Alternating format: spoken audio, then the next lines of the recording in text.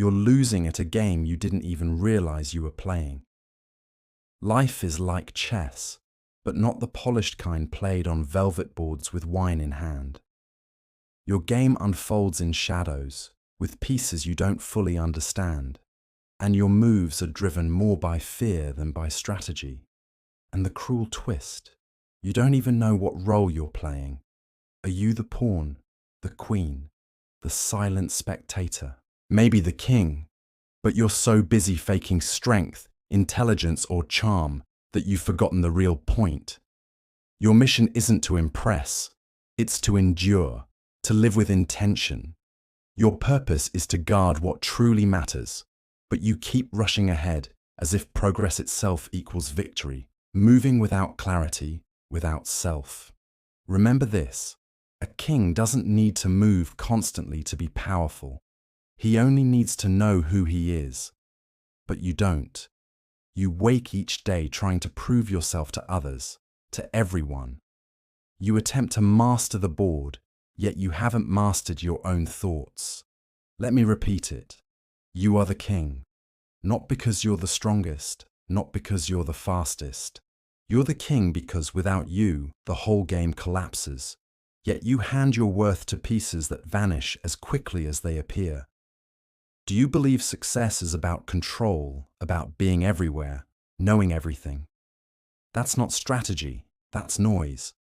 Real strategy begins in stillness, in restraint, in knowing that not everything that glitters is worth chasing.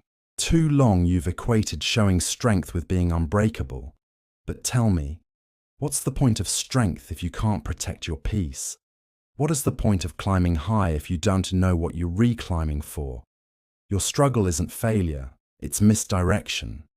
Without knowing what's worth protecting, anything can distract you. And a wise player? He doesn't start by watching the enemy.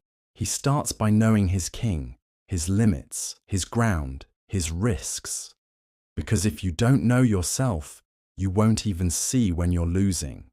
So ask yourself, what are you really defending? Don't tell me your job, your reputation, your status. Those are illusions, smoke. What's real is invisible. Your mind, your emotional balance, your values, your sense of purpose. That's your fortress. That's what cannot fall. And yet, you neglect it. You bury it beneath shallow goals and empty validation, as though success were applause and not inner certainty, as though admiration were peace. The truth is harsher. The world can cheer while you're breaking inside. What use is a powerful queen when your king is on the verge of collapse? You've acted like a rook, charging forward in straight lines, pretending not to bleed. But you're not the rook, you're the king. And the king is deliberate. He observes, he defends. He doesn't conquer by attacking. He survives by knowing when to advance and when to hold his ground. The king who rushes blindly dies. Do you see it now? Every time you betray yourself to be accepted, it's as if you've walked your king straight into check. Every time you put others' opinions above your own truth, you leave your soul exposed. Every time you choose appearances over authenticity, you sacrifice your most vital peace. And you wonder why peace escapes you. It's obvious. You've built walls outside, but your inner castle lies in ruins. You've obsessed with outer tactics and forgotten that the true game is played within. It is not about knowing how to move others. It is about knowing what you will sacrifice and what you will never allow. That's self-knowledge. And only those who know themselves can build a strategy that doesn't destroy them. Because those who don't see their own value give everything away for nothing. And often they do it with a smile. So how long will you keep betraying your principles just to fit in? How long will you keep masking your anxiety as ambition? How long will you keep mistaking endless noise for success? This isn't about winning. It's about preserving what sustains you. It's about defending your essence when everything around you falls apart. Because if your king falls, the game ends. The harshest truth is this. Your deadliest enemy isn't out there. It's inside. Your thoughts unchecked, your wounds unhealed, your doubts whispered in silence. That inner saboteur doesn't shout, it whispers, "You're not ready, you'll fail, stay where you are." And you believe it, because it's familiar, because you've repeated it so long you think it's you. But it isn't. You're the one hearing it. And if you're the listener, you can rewrite the script. Real leadership doesn't begin when you command others. It begins when you master your mind, when you silence fear's voice, when you act with clarity amid chaos. Chaos never disappears. What changes is your ability to navigate it, and that resilience is forged inside. The world celebrates winners, but reveres those who survive without losing themselves. Because success without inner peace is nothing but an echo, a hollow cheer, a crown heavier than its worth. So the real question, do you want to win, or do you want to endure without betraying yourself? Only one of those paths leads to freedom. And no, freedom isn't being untouchable. It's knowing your weaknesses and shielding them with wisdom. It's recognizing you can hurt, but choosing strength in the hurt. True shields aren't made of pride or arrogance. They're built from principles, from purpose, from clarity. Because when you know what you defend, you don't sell yourself cheaply at the first threat. And here's the irony. The more you know yourself, the less you feel the need to prove. The steadier your center, the less chaos shakes you. The more you guard your king, the less the battle consumes you. Real power isn't flashy, it's quiet. It's the calm presence of those who don't need to shout. It's the silence that unsettles those addicted to noise. It's the steady gaze that says, "I know who I am, and I won't move without reason." So tell me, when was the last time you asked yourself honestly, what is it I truly need to protect? Until you answer that, you'll keep moving on autopilot, not with strategy. And autopilot leads to defeat, because the winner isn't the one who advances fastest. It's the one who knows what they'll never sacrifice. Do you know yours? If not, every temptation will lure you. Every voice will sound wise. Every loss will feel like the end. And they're not. Failure doesn't define you. What defines you is what you choose to safeguard even when the world crumbles. Protect your mind. Protect your balance. Protect your integrity. Protect your purpose. That's not selfish. That's wisdom. That's leadership. The king who lasts isn't the fastest nor the most glamorous. He's the most aware. The one who doesn't trade the essential for the urgent. The one who doesn't give away peace for applause. The one who doesn't chase recognition because he already knows his value. And here's the brutal reality. If you don't protect your king, no one will. You are the axis. And if you fall, it doesn't matter how many pieces you still have. The game is over. So begin now. Not with dramatic moves, but with small ones. Start with honesty. Ask yourself, what have I abandoned that I should be defending with everything? Because once you know that, you stop moving out of habit and start moving with purpose. And even a single step made with intention outshines 1,000 taken blindly. Real victory isn't about conquest. It's about not losing yourself. And the greatest mistake people make, they think protecting their essence means isolation, that self-knowledge is defensive, when in truth it's pure power. Let me tell you a secret. Self-knowledge doesn't weaken you. It makes you formidable. Because when you're clear about what you won't lose, when you know what you'll never allow, you become untouchable in a world built on exploiting the rootless. Look around. Most people act from fear, from lack, from the constant belief they're incomplete, and that makes them easy prey. Touch their ego, and they crumble. Deny them approval, and they kneel. Offer them validation, and they sell themselves.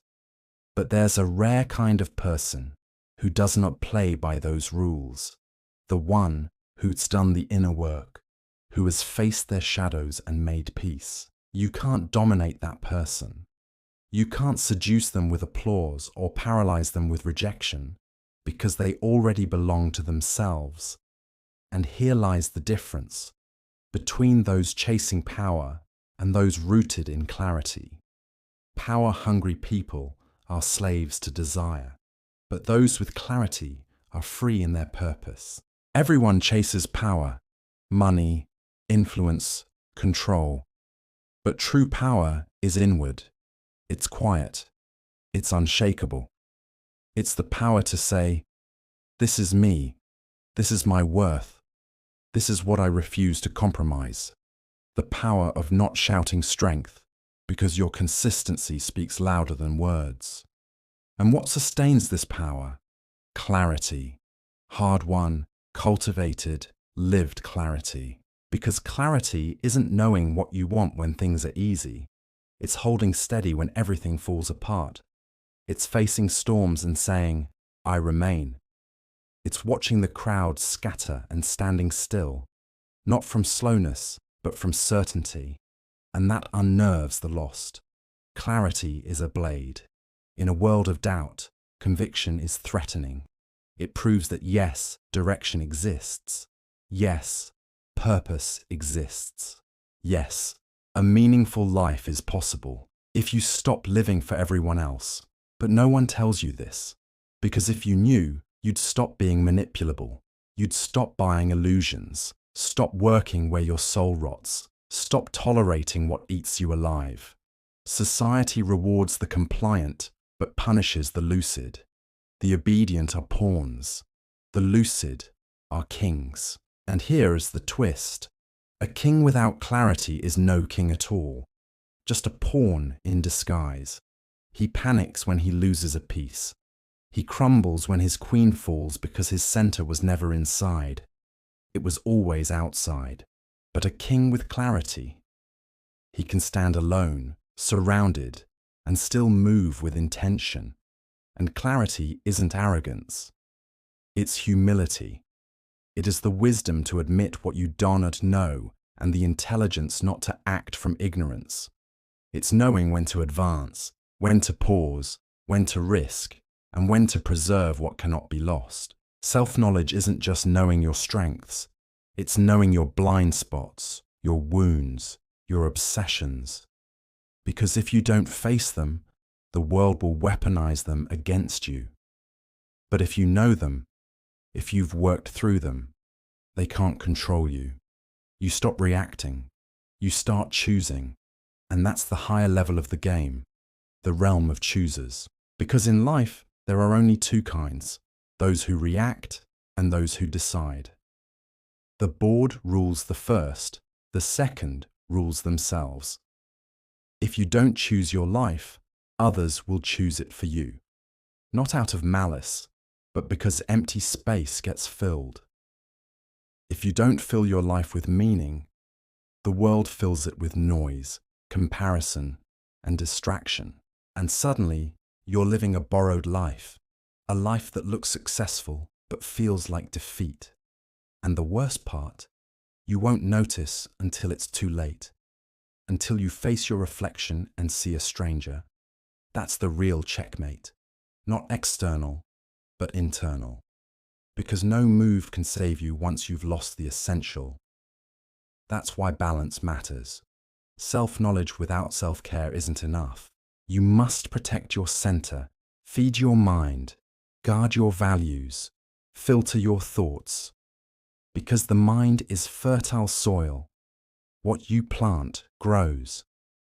Are you planting clarity or noise? If all you consume is distraction, fear, and false comparisons, what do you expect to grow? Not peace, not purpose.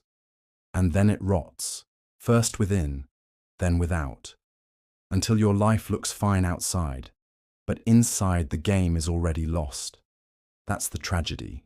The external can be rebuilt, but once your inner king falls, everything else is decoration. That's why I insist. Protect your center. Not because you're fragile, but because you're vital. If you fall, everything else loses meaning.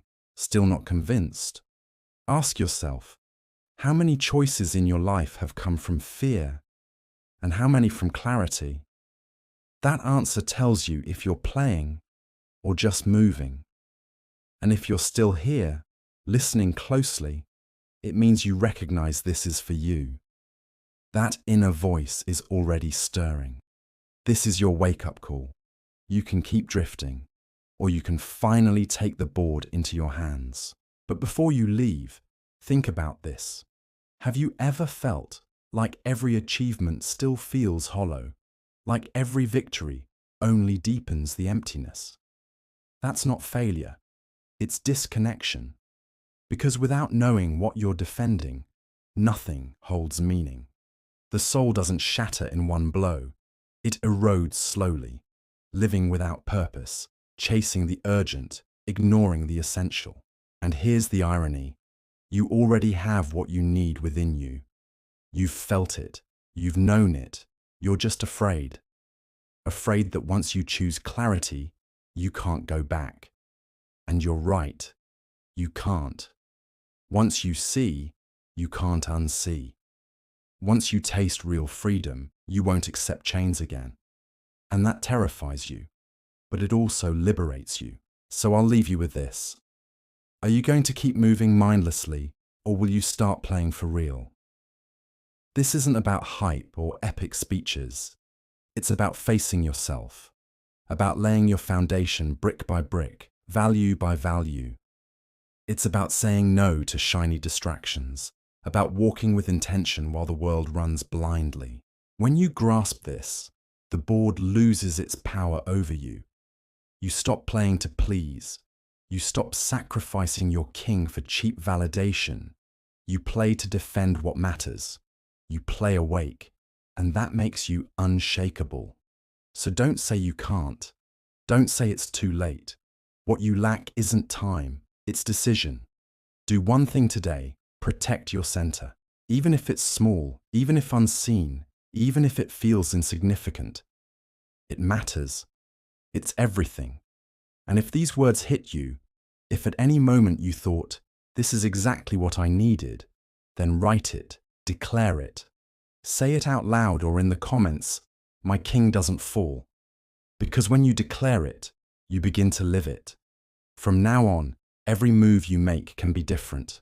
You'll no longer move by fear, but by clarity.